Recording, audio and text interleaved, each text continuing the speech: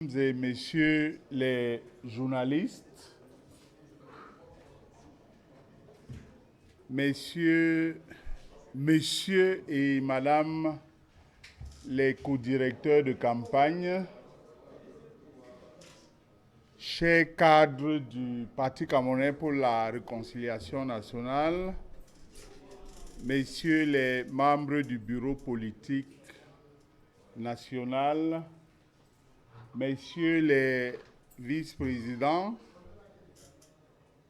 messieurs les secrétaires généraux, messieurs et mesdames les secrétaires nationaux, mesdames et messieurs les coordonnateurs nationaux, régionaux, départementaux, messieurs les présidents des comités communaux, chers journalistes, à une époque j'aurais pu dire chers confrères, mais vous savez qu'en cette période, on doit rendre le tablier.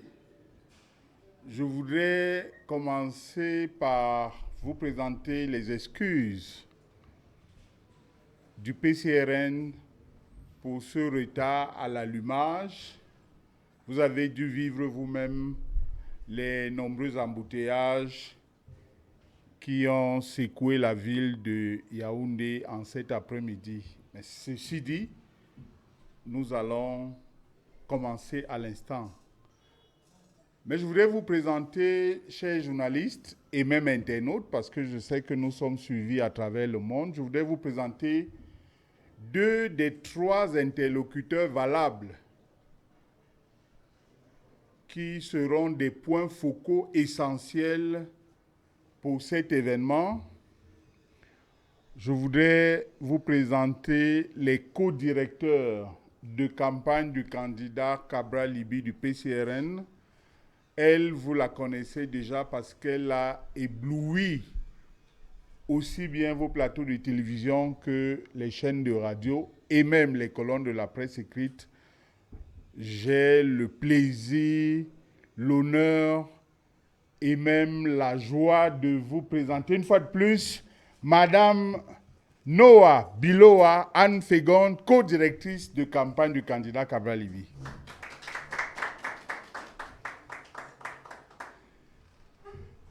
À ses côtés, un qui s'est illustré par la bonne organisation d'un événement politique qui fera date.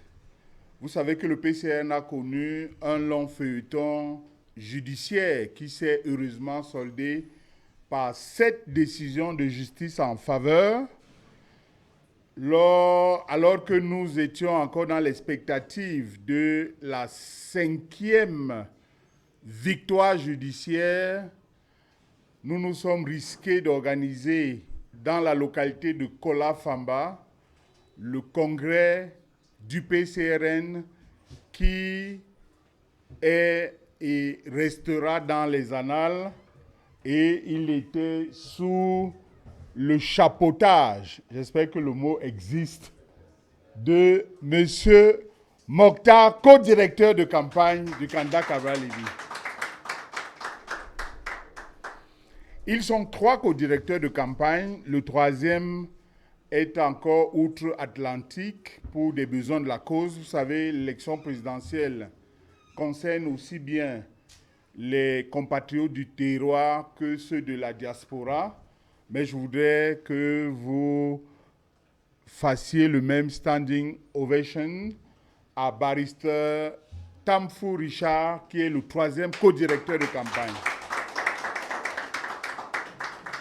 Eh bien, après vous avoir présenté ces figures de proue, j'allais dire ces interlocuteurs valables, vous aurez noté au passage que même si nous ne sommes pas dans une parité 50-50, mais il tient à cœur au PCRN que les femmes, non pas seulement parce qu'elles sont du sexe féminin, mais de par le talent et la compétence qu'elles drainent, vous aurez noté au passage effectivement qu'il y a dans ce duo de mâles une dame et non des moindres. D'ailleurs, je ne vais pas créer une polémique en disant que dans le texte qui les nomme, elle arrive évidemment en tête. Mais bon, rien les mentions inutiles. Je rappelle quand même que le président national du PCRN, candidat à l'élection présidentielle, n'a eu de cesse de dire que la primature, dès la fin de cette année 2025, sera sous la commande d'une dame. Donc les femmes au PCRN, quand vous allez à l'Assemblée nationale, vous noterez également que sur les 5 députés du PCRN, 2 sont des femmes. Mais ce qui nous réunit ici aujourd'hui, c'est l'essentiel. L'essentiel, c'est naturellement ce que les candidats proposent au peuple camerounais et aux électeurs. Je voudrais dire que la candidature du président Cabral Liby repose sur 3 piliers. Le premier de ces piliers, vous le voyez déjà, c'est le slogan autour duquel est bâtie sa candidature. Réussir ensemble, les anglo-saxons diraient succeed together. Cabral, succeed together. Cabral, réussir ensemble. C'est une façon claire de dire que sa candidature est inclusive et que son magistère à la tête de l'État sera également inclusif. Le deuxième pilier sur lequel repose naturellement sa candidature, c'est l'idéologie du PCRN. Vous connaissez déjà son idéologie, le fédéralisme communautaire, on l'a expliqué et même explicité pendant longtemps. Le troisième de ces piliers, c'est le projet de société qui est contenu dans un livre projet de société, ce que j'ai vu manifeste de la rupture et du progrès. Mais davantage, ce sur quoi repose sa candidature, c'est son programme politique. Le programme politique est différent du projet de société en cela qu'il est statistique, il est programmatique et il est concret. C'est donc sur ces éléments et davantage sur ce dernier élément que va reposer la conférence de presse de cet après-midi. Et je m'en vais tout de suite et maintenant vous demander d'accueillir sur cette estrade, j'allais dire sur ce pupitre, le très probable, très certain, l'inamovible. D'aucuns l'appellent l'ouragan. J'ai entendu des journalistes dire qu'il est sémillant, intelligent, constant, permanent et tout simplement l'homme de la situation. Je vais donc vous prier, mesdames et messieurs, je ne sais pas pourquoi Pierre-Carole Mouel qui s'occupe du protocole traîne à faire venir le président Cabral Liby qui va, sous votre demande d'ailleurs, vous entretenir sur son programme politique, sur quoi va reposer exactement sa vision, quelles vont être les priorités, qu'est-ce qu'il propose sur le plan économique, social, culturel et que sais-je encore. Eh bien, nous ne perdons rien à attendre parce que je l'aperçois déjà qui est en train d'arriver. Et donc, cette conférence de presse va, comme d'habitude, porter sur 2 tableaux. D'abord, son mot introductif dans un court instant.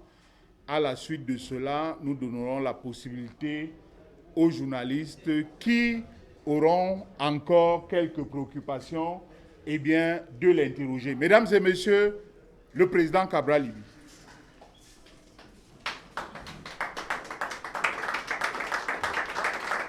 Bien.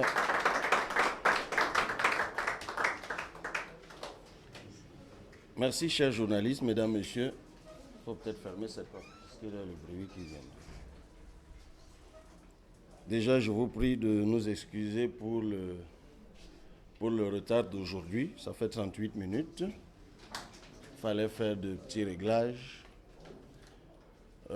J'espère que vous avez compris également le décalage, parce que la dernière fois que nous nous sommes vus, nous nous étions donné rendez-vous le 19 septembre.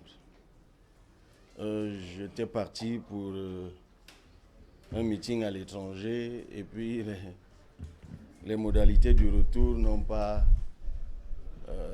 coïncidé. Du coup, je suis rentré un peu plus tard. Ce jour, il y avait eu plusieurs questions qui étaient en rapport avec le programme et nous nous sommes promis d'en parler aujourd'hui. Alors, je vois plein de journalistes assis qui, eux, ne peuvent pas me voir. Je vois des gens qui regardent à gauche, à droite. Je vois Jules Lobo qui fait une gymnastique incroyable pour guetter me voir. Je ne sais pas si ceux qui ont des caméras, une fois que les caméras sont positionnées, est-ce que vous êtes obligés de rester? Puisque de toute façon, je suis stable.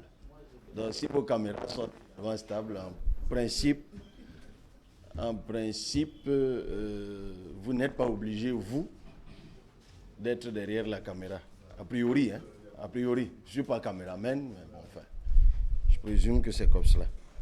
Alors, j'ai tenu à ce que tous, autant que vous êtes, en arrivant, qu'on vous donne déjà la documentation. Est-ce que vous l'avez reçue? Non. Et pourquoi? Ça distrait, hein? On me dit que ça distrait. Parce que l'idée, en fait, mais non, donnez-leur déjà les documents. Je préfère que vous leur donnez les documents. Même si ça distrait, il n'y a pas de problème. Parce que ces deux documents qui ont été conçus, le programme politique, je peux appeler le reste du programme, c'est-à-dire le programme économique est dans un document, puis le programme politique, social, culturel et institutionnel dans un autre document. J'ai préféré scinder parce qu'il y a la fameuse question qui revient toujours, toutes ces belles intentions, vous allez les réaliser comment? Et moi, je préfère davantage dans mon propos d'aujourd'hui répondre à cette question avant qu'elle ne soit posée. Mais pendant qu'on va vous donner, moi je vais me contenter aujourd'hui de partager avec vous ou de revenir sur des morceaux choisis. Puisque vous avez le document et le document est conçu quand vous l'aurez tout à l'heure, de telle sorte qu'il n'y a pas beaucoup de littérature. Ça présente l'ordre de nos idées et tout est indiqué en tiret ou en bullet point, comme on dit. Mais puisque j'ai la presse devant moi, ce que je vais commencer par partager avec vous, c'est même pas ce qu'il y a dans le document qu'on va vous donner, mais dans cet ouvrage, qui lui est publié depuis août 2024. Et j'ai toujours été étonné, mais c'est vrai, vous n'avez pas toujours le temps, j'ai toujours été étonné que les journalistes fassent peu cas de ce que j'ai dit là-dedans concernant la presse. Donc je vais me contenter de lire ce qui est déjà écrit. Nous disons ceci. Il est temps que le Cameroun se dote d'une véritable institution publique indépendante de régulation de la presse.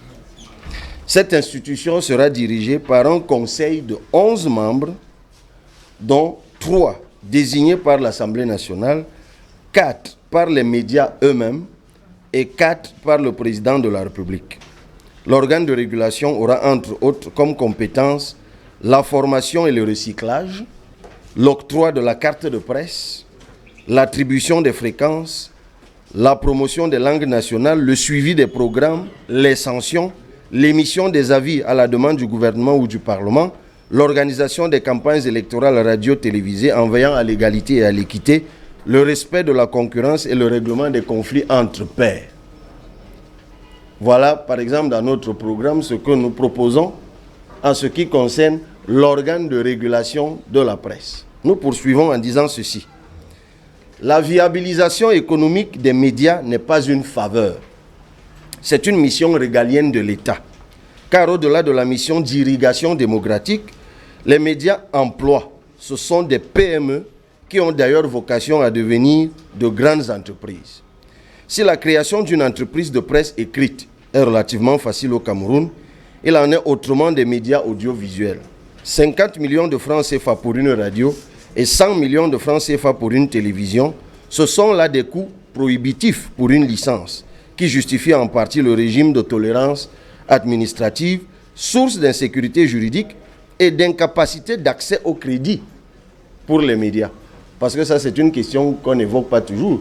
Le média, comme une entreprise, doit pouvoir accéder au crédit. Mais pour que vous puissiez accéder au crédit, vous devez donner aux prêteurs des gages de sécurité juridique qui, eux, se résument en la licence, que parfois beaucoup de médias ne peuvent pas avoir parce que justement, c'est prohibitif. Et nous disons donc que l'accent à l'ouverture d'un média doit être mis sur des conditionnalités techniques et professionnelles. L'État doit se contenter de fixer un standard qualité et veiller rigoureusement à la conformité. Lorsque ces conditions minimales obligatoires sont réunies, la licence doit être octroyée immédiatement moyennant le paiement d'une somme n'excédant pas 1 million de francs CFA. Il est sûr de tous que le caractère prohibitif des conditions d'entrée dans un secteur professionnel paralyse le secteur et le rend improductif. Toute entreprise est appelée à grandir. C'est pour cela qu'il faut encourager la petite entreprise et non l'entrée en haut de gamme. À l'ère des télévisions numériques, une modernisation du décret du 3 avril 2000 portant libéralisation de la presse audiovisuelle qui s'indexe désormais à la loi du 20 avril 2015 s'impose. C'est la fameuse loi que moi j'appelle souvent la loi Chiroma, la loi du 20 avril 2015. D'ailleurs, cette loi doit elle-même faire l'objet de révision. Des alourdissements du régime de la licence liés au droit d'entrée et au droit de renouvellement sont anachroniques. Tout comme le monopole étatique de multiplexage qui est antinomique à la dynamique proclamée de libéralisation. Ça, c'est des choses qui sont contenues dans cette loi. On n'en parle pas toujours. Dans cette veine, il urge d'agir pour acquérir notre souveraineté dans la distribution audiovisuelle. Rien ne justifie l'accès numérique aux télévisions nationales via exclusivement des bouquets étrangers. Et je crois qu'on a tous été frappés par cela, notamment lorsque nous accueillons la Coupe d'Afrique des Nations, où pour regarder le Cameroun jouer au Cameroun, on était tous obligés d'acquérir des décodeurs de bouquets étrangers. Je me demande d'ailleurs pourquoi cela n'a pas scandalisé grand monde à l'époque. Et vous vous souvenez tous que justement en 2015 ou 2016, 2014, 2015 par là, il y a eu un gros débat au Cameroun sur ces questions du multiplexage, sur la TNT. Dieu seul sait ce que c'est devenu et l'argent qui a été dépensé pour cela. Il faut donc, dans de brefs délais, des bouquets satellitaires camerounais, une réforme qui ne pourra voir le jour, évidemment, grâce à la nouvelle politique satellitaire que nous proposons. Et ça aussi, c'est une vraie question. Chaque fois qu'on évoque la question du satellite au Cameroun, on donne l'impression que c'est une question aérienne. Mais nous ne pouvons accéder à la souveraineté numérique, et notamment vous, que si nous avons des satellites. Mais les satellites, il y en a de deux types. Il y a ce qu'on appelle les satellites géostationnaires qui sont placés en orbite à 35 000 km de la Terre. Et puis les satellites de basse altitude qui nous sont devenus familiers parce que c'est ce qu'utilise notamment Starlink, Elon Musk, même si par ailleurs Starlink est interdit au Cameroun. Mais qu'est-ce qui empêche, le Sénégal vient de le faire je crois, dès qu'ils sont arrivés, qu'est-ce qui empêche que le Cameroun ait une politique de souveraineté satellitaire? Ben, personne ne répond à cette question, mais nous, on apporte une question là-dessus. Donc, plutôt que de comprimer les entreprises audiovisuelles nationales, il faut libérer leurs énergies. C'est ainsi que le paiement de la redevance annuelle de 4,5% du chiffre d'affaires hors taxe doit être supprimé. Alors, ça aussi, c'est une question qu'on n'aborde pas beaucoup. La fameuse loi Chiroma du 20 avril 2015 est une loi qui institue cette redevance annuelle de 4,5% du chiffre d'affaires. Comme ce n'est pas appliqué actuellement, on n'en parle pas. Mais c'est dans la loi. En principe, chaque radio au Cameroun, chaque télévision au Cameroun doit s'acquitter annuellement de cela.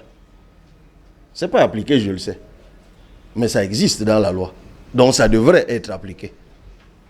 Et quand on connaît le régime, parfois d'indigence dans lequel ce secteur se trouve, on se demande bien par quel génie dans ce pays on a pu adopter une loi pareille.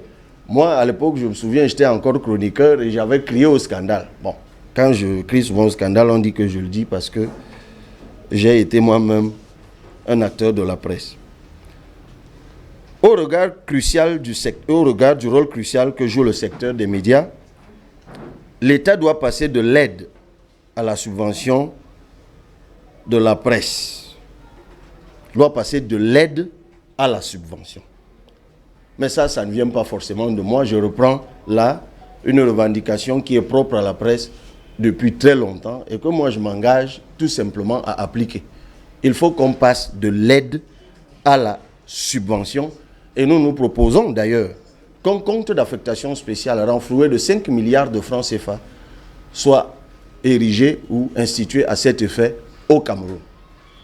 Ça, c'est également des propositions que nous faisons par rapport à la presse. Et puis, peut-être, dernière chose, nous proposons de dépénaliser partiellement les délits de presse. Il y a une chose qui est amusante et nous l'avons relevée. La loi de 90 sur la liberté de la presse a 90 articles. 90. Et dans les 90 articles, il y a 27 qui commencent par « est puni d'une amende et d'une pénalité de ». Je vous invite vous-même à regarder encore. La loi n'a que 90 articles. Et sur les 90 articles, il y a 27 des 90 qui commencent par est puni d'une amende ou d'une pénalité de. C'est un corset répressif qui est juste incroyable, dans lequel la presse baigne comme elle peut. Nous pensons qu'il faut mettre un terme à cela.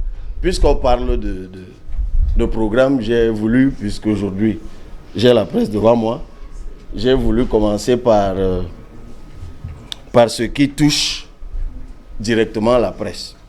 Tiens-moi ça, s'il te plaît, Jojo. Pour le reste, je crois que vous avez déjà le document. Vous avez les documents entre les mains. Tout est clairement détaillé. Donc je ne saurais me permettre ici de revenir sur ce document. Puisque les grands journalistes que vous êtes, vous prendrez la peine d'aller les lire, de les éplucher. Tout ce que je peux vous dire, c'est que notre programme économique, et vous l'avez entre les mains, s'est fixé 7 objectifs et repose sur 13 piliers. Peut-être un sur lequel je vais revenir, ou que je vais partager, puisqu'il y a des gens qui sont en train de nous regarder, et qui va concerner certainement l'entreprise. Parce que dans notre projet à nous, nous pensons qu'il faut permettre à l'entreprise de créer de la richesse. C'est pour ça que je m'intéressais tout à l'heure à l'entame de mon propos à l'entreprise de presse. Le 6e pilier, c'est la fiscalité optimisée et allégée. Nous proposons donc la mise en place au Cameroun de ce que nous avons appelé le SIGIFT, le système informatique de gestion intégrée de la fiscalité et des transactions économiques, qui est un outil de cartographie de l'économie qui permettra en fait de faire passer le budget du Cameroun d'un peu moins de 8 000 milliards actuellement à au moins 15 000 milliards en 2 ans. En fait, c'est la question qu'on va poser à chaque candidat quand il a fini de grainer ses belles intentions. Comment tu vas financer? La priorité pour nous, c'est même de financer en fonds propres. Est-ce que les Camerounais se rendent compte que lorsqu'on dit que le PIB du Cameroun, c'est 25 000 milliards, est-ce qu'ils se rendent même compte que ce PIB-là, ces 25 000 milliards, ne représente que 10% de l'économie? C'est logique. Parce que les mêmes statistiques nous disent que seulement 10% de l'économie camerounaise est formelle. Donc, ce n'est que la partie formelle de notre économie Ce n'est que l'activité de la partie formelle de notre économie qui apparaît dans les comptes nationaux. C'est pour ça qu'on a parfois, on est tous frappés par une forme de paradoxe qu'il y a au Cameroun à chaque fois. On dit qu'il y a, les gens sont pauvres, mais en même temps les gens vivent. Et en paradoxe, parfois on dit, mais si on est si pauvre, pourquoi on construit des maisons? Si on est si pauvre, pourquoi les gens ne sont pas tous maigres? Ainsi de suite. En fait, le gros de l'argent qui circule au Cameroun circule dans l'informel. Circule dans l'informel. Et la partie informelle n'est pas comptabilisée. Ou n'est pas bien comptabilisée. Mais attention, il y a un impact à cela. Quand 80% de votre économie n'est pas comptabilisée, l'État se prive donc de capter des ressources qui sont générées par 80% ou 90% de l'économie. Parce que tout ce qu'un État veut réaliser, il le réalise à partir des ressources contributives. Et si une partie de l'activité échappe au contrôle de l'État, et dans notre cas, c'est que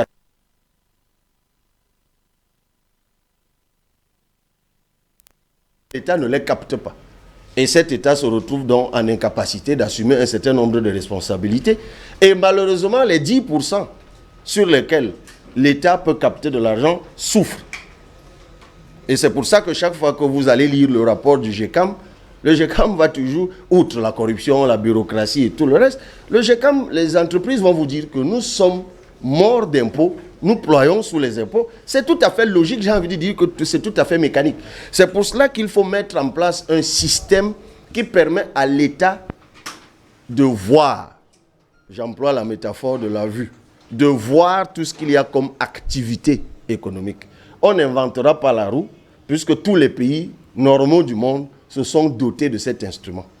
Qui fait que où que tu sois et quoi que tu fasses, l'État le sait.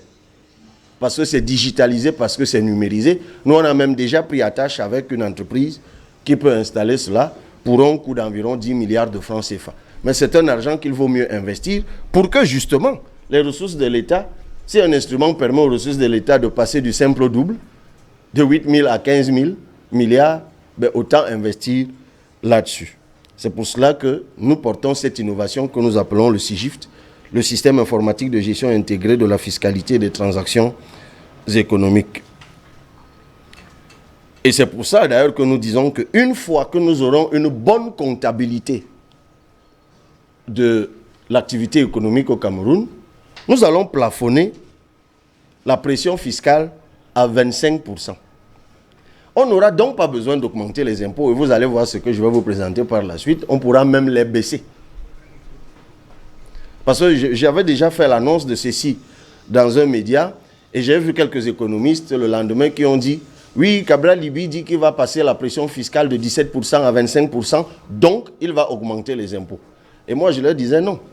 C'est parce que vous vous êtes figé sur le PIB actuel. Parce que quand moi je dis que je veux passer de 17 à 25%, vous croyez que je veux passer de 17 à 25% sur les 25 000 milliards actuels de PIB. Mais non. Puisque moi je vous dis que je veux mettre en place un outil qui va faire que ce PIB va être multiplié au moins par 3. Au moins par 3. Donc lorsque moi je veux monter de 17 à 25%, je n'aurai même pas besoin d'augmenter les impôts puisque l'assiette fiscale se sera naturellement élargie. C'est même plutôt le contraire qui va se produire puisque je pourrais baisser les impôts. C'est pour cela que nous proposons, par exemple, vous pouvez lire à la page 9 pour ceux qui ont le document du programme économique, que pour les entreprises et les exploitations individuelles assujetties à l'impôt général synthétique, nous consacrerons une fiscalité qui simplifiera le coût de leur discipline fiscale. Elles ne paieront que l'impôt général synthétique au lieu de ce qui se fait actuellement, c'est-à-dire le paiement annuel de l'IGS et des autres impôts, ce qui fait de l'IGS un impôt supplémentaire. Alors, ces choses ont parfois l'air techniques. Mais quand je criais au scandale de cette affaire à l'Assemblée nationale, beaucoup de gens ne m'ont pas compris. Lorsqu'on a, c'était il y a 1 an ou 2, lorsqu'on a voté l'IGS, l'impôt général synthétique, l'annonce officielle c'était que c'est l'impôt libératoire qui devient l'impôt général synthétique, donnant l'impression que ce n'est que le nom qui avait changé. Mais en fait, non. L'impôt général synthétique est un impôt qui est justement censé absorber tous les autres. Mais quand vous y regardez de près, prenez les entreprises du régime simplifié au Cameroun, non seulement elles doivent payer tous les autres impôts qu'elles payaient déjà, elles payent l'IGS. C'est en fait un impôt supplémentaire. Mais, autre chose, pour toutes les entreprises dont le chiffre d'affaires excède 50 millions et qui sont donc actuellement inscrits au régime du réel, l'impôt sur les sociétés sera ramené à 20%, centimes additionnels communaux compris. Alors là encore, il faut expliquer. Dans le réel, actuellement, disons qu'on a dans le régime du réel, on a le régime simplifié, on a le régime réel. Le régime simplifié, c'est généralement les entreprises, disons, qui sont moins de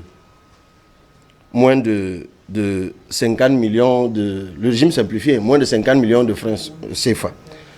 Et les entreprises qui ont un chiffre d'affaires de plus de 50 millions de francs CFA sont donc dans le réel. Mais dans ce réel, on a jusqu'ici deux catégories. Les entreprises dont le chiffre d'affaires est compris entre 50 millions et 3 milliards, et les entreprises dont le chiffre d'affaires va au-delà de 3 milliards. Les entreprises de 50 millions à 3 milliards sont assujetties à 25%, l'impôt sur les sociétés. Et les plus de 3 milliards à 33%. D'ailleurs, ce n'est pas 25% pour celles dont je viens de parler, parce que là, j'accepte les centimes additionnels. Avec les centimes additionnels, ça va autour de 28%. Et celles à plus de 3 milliards sont à 33%. C'est pour ça que je vous disais à l'entame de mon propos tout à l'heure que ces entreprises souffrent. Et avec ce que nous proposons, mais nous pouvons nous permettre de baisser à 20%. À 20%. Et nous allons même plus loin. Il y a même des impôts que nous, on va supprimer. C'est l'impôt sur le revenu des capitaux mobiliers. Là encore, ça peut paraître technique, mais c'est l'impôt que l'on frappe sur les actions. Les capitaux mobiliers, c'est les actions. C'est-à-dire, dans une entreprise, vous prenez une action, c'est ça le capital mobilier. Et l'impôt sur le revenu des capitaux mobiliers, c'est-à-dire que sur le bénéfice que vous faites, les dividendes des actions que vous avez dans des entreprises. Nous, avec le système du SIGIFT que nous mettons en place, nous disons non. Il ne faut pas aller pour chasser les gens jusque là-bas. Parce que par ailleurs, c'est une forme de double peine. Parce que lorsque vous êtes actionnaire dans une entreprise, ben écoutez, l'entreprise paye déjà l'impôt sur les sociétés. Donc lorsqu'on vous demande de payer encore un impôt sur le bénéfice que vous faites par les actions que vous avez, en fait, vous payez deux fois. Mais c'est des systèmes qui existent jusque maintenant, simplement parce que l'État ne se donne pas suffisamment de marge pour ça. Et même, il y a autre chose que nous, on va supprimer. Ça aussi, ça peut paraître technique. C'est qu'actuellement, comment les entreprises payent-elles l'impôt sur les sociétés? Par ce qu'on appelle un acompte mensuel. Un acompte mensuel qui est assis sur le chiffre d'affaires et non pas sur le bénéfice. Ce qui, une fois de plus, presse les entreprises et les empêche de faire de la richesse. Nous disons, puisque nous aurons désormais un instrument qui va permettre de faire la comptabilité, on n'a pas besoin de contraindre les entreprises de payer la compte mensuelle assis sur leur chiffre d'affaires. Nous laisserons les entreprises payer l'impôt sur les sociétés annuellement et sur le bénéfice.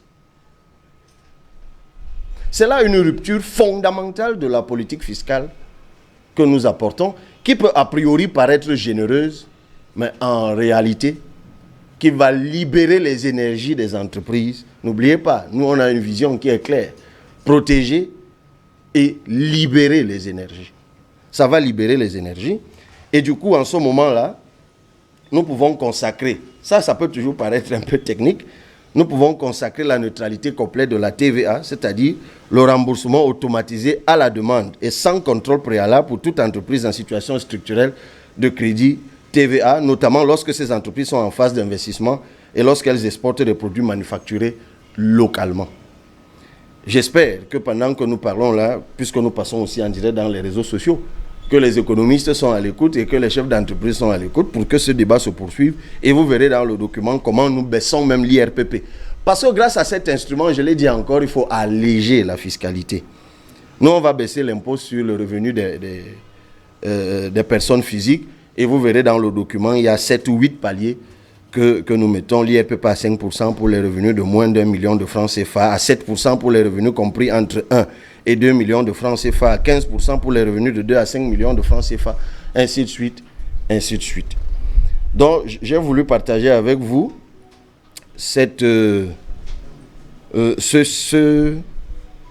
cinquième pilier, ce sixième pilier. Bon, sur quel autre pilier encore je peux disons le pilier de la politique monétaire. Le pilier de la politique monétaire, c'est à la page 11. Où nous disons sortie de l'Union monétaire d'Afrique centrale, création d'une monnaie nationale ou adoption d'une monnaie trésor pour les échanges locaux. En fait, vous l'aurez compris, nous faisons l'idée, généralement défendue par un statisticien que vous connaissez très bien, M. Dieudonné Essomba, sortir progressivement du franc CFA et revoir les accords de coopération monétaire. Alors, là encore, on ne va pas fondamentalement inventer la roue. Le Cameroun est dans la CEMAC, dans la CEAC, mais surtout dans l'UMAC. Il n'est pas question pour nous de sortir de la CEMAC. Non. Nous croyons aux grands ensembles et aux sous-ensembles sous-régionaux. Il n'est pas question, évidemment, non plus pour nous de sortir de la CEAC. Mais là, on parle du CFA, donc restons sur la CEMAC.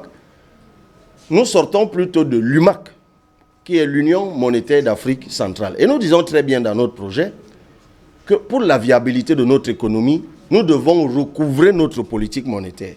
Parce qu'en fait, le vrai débat autour de la monnaie est celui autour de la politique monétaire. Et la politique monétaire, c'est ce qui vous permet d'avoir un contrôle parfois, par exemple, sur le taux de change. Est-ce qu'il est fixe? Est-ce qu'il est flexible? À quel taux? C'est vous qui devez pouvoir moduler cela. Parce que dès qu'un État n'a plus le contrôle de sa politique monétaire, tout ce qui lui reste, c'est le contrôle de la politique budgétaire. Sauf que le contrôle de la politique budgétaire est beaucoup plus complexe. Déjà, dans un pays comme le Cameroun, il faudra attendre à chaque fois qu'une session budgétaire, une session parlementaire se tienne pour changer un certain nombre de choses. Ce n'est pas toujours évident. Alors que selon que l'économie évolue ou pas, on module avec notamment les taux de change, on peut moduler sa monnaie. Et même on doit pouvoir décider si notre monnaie est adossée sur une autre ou pas. Bon, il y a une vieille école qui dit que toutes les monnaies doivent être adossées sur d'autres monnaies, notamment du panier de devises de la Banque mondiale, le renminbi chinois, le dollar, bref, vous les connaissez, la rouble, ainsi de suite. Mais il y a un pays comme les Seychelles dont la monnaie n'est adossée sur aucune autre monnaie et qui a un taux d'échange flexible et dont l'économie se porte très bien. Mais tout cela, ça rentre dans la politique monétaire. Chose dont nous n'avons pas le contrôle. La politique monétaire au Cameroun, elle est entre les mains de la BEAC. Entre les mains de la BEAC. Et la BEAC, bon, tout le monde sait comment elle est constituée et ceux qui siègent à l'intérieur et où ça se décide. Donc c'est très compliqué, nous devons pouvoir recouvrer. Donc notre proposition à nous, c'est de discuter avec les autres pays de la zone CFA en leur disant non, entendons-nous et récupérons notre politique monétaire. Si les autres acceptent, ben, tant mieux. Le reste, ce sera des aménagements sur le CFA. On peut changer de nom si on veut. Et même, enfin, pourquoi la quotité qui est toujours retenue de nos devises dans le trésor français, pourquoi cette quotité est toujours aussi élevée? C'est d'autant que les raisons pour lesquelles cette quotité a été instaurée ben, ne tiennent jamais la route. C'est-à-dire que chaque fois que nos économies se portent mal, les réserves faites par cette quotité devraient pouvoir permettre à notre partenaire français de renflouer nos économies. Mais chaque fois que nos économies sont à la peine, ce n'est jamais cette quotité qui est invoquée, c'est plutôt la dévaluation qui est invoquée. Pas que la dévaluation soit une mauvaise chose. Un pays comme la Chine est même souvent accusé de dumping parce qu'elle dévalue tous les jours. La dévaluation est même un instrument monétaire de très grande importance. Sauf que pour des économies comme les nôtres, quand vous dévaluez, c'est catastrophique parce que nous ne produisons pas assez. Ce sont les pays, évidemment, qui produisent beaucoup, qui peuvent dévaluer. Parce que quand ils dévaluent, les produits que eux,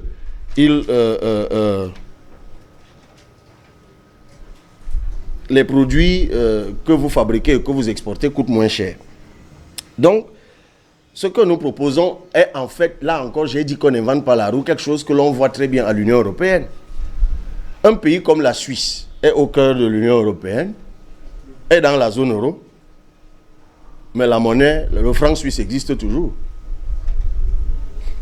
Un pays comme la Suède est dans l'UE, est dans la zone euro, mais a toujours sa monnaie. Pour ceux qui sont déjà allés dans ces deux pays en particulier, si vous entrez dans un pays comme la Suisse, on ne vous oblige pas à avoir le franc suisse. Vous y entrez avec l'euro comme vous voulez. Vous faites des achats avec l'euro comme vous voulez. Mais lorsqu'il faut vous rembourser, on vous rembourse en franc suisse. Ça veut dire que le franc suisse sert aux transactions intérieures. C'est ce que Dieudonné Somba appelle depuis trop longtemps la monnaie binaire. En fait, il ne dit rien, il ne dit rien de dangereux ou quoi que ce soit. Je vous dis qu'en Suisse, il y a la binarisation. Le franc suisse ne sort jamais de Suisse. Le franc suisse sert aux transactions économiques au sein de la Suisse. Et vous avez plein d'autres exemples. Pour ceux qui s'intéresseront un jour à notre ouvrage, vous verrez qu'on a donné plein d'autres exemples comme ça qui existent dans certains lands allemands ou dans certains États américains d'ailleurs. Donc, voilà sur le programme économique. Et peut-être le dernier point, le 13e pilier, sur la justice sociale, où nous proposons la revalorisation du SMIC à 140 000 francs CFA. Là encore, on n'a rien fait de dangereusement conceptuel. C'est qu'on s'est dit, le temps de travail hebdomadaire au Cameroun, c'est 35 heures par semaine. Nous pensons que le SMIC de l'heure doit être de 1000 francs CFA. Donc 35 fois 2, soit 10 000 fois 4, ça fait 140 000. Je rappelle que nous sommes de 10 000 francs en dessous de ce que proposent toutes les centrales syndicales au Cameroun. Parce que là, actuellement, plusieurs centrales syndicales sont en réunion et on produit même des documents adressés à la presse, des documents de proposition aux candidats à l'élection présidentielle. Elles proposent toutes 150 000 francs CFA, minimalement. Nous, on est même de 10 000 francs en dessous parce que nous avons indexé le SMIC de 1 000 francs sur l'heure de travail. Évidemment, le code du travail camerounais, il faut absolument le revoir. Nous le disons à suffisance, nous ne sommes pas les seuls à le dire. Pourquoi remonter à 140 000 francs CFA? Simplement parce que c'est le minimum. Le rôle du salaire minimum, c'est de permettre à un être humain de vivre minimalement. Et avec l'inflation et toutes les autres considérations économiques, vous ne pouvez vivre minimalement au Cameroun qu'avec ce montant. Pour pouvoir accéder à un logement décent, pouvoir gagner minimalement et pouvoir vous nourrir minimalement. Ne me posez pas la question, l'argent viendra d'où. J'ai commencé mon propos ici en vous expliquant comment est-ce que nous allons trouver cet argent et je vous en dirai peut-être davantage tout à l'heure. Nous avons même évoqué la question du logement. Alors ça, c'est un peu les angles morts. C'est souvent les angles morts des campagnes électorales. Pourtant, un problème crucial dans notre société.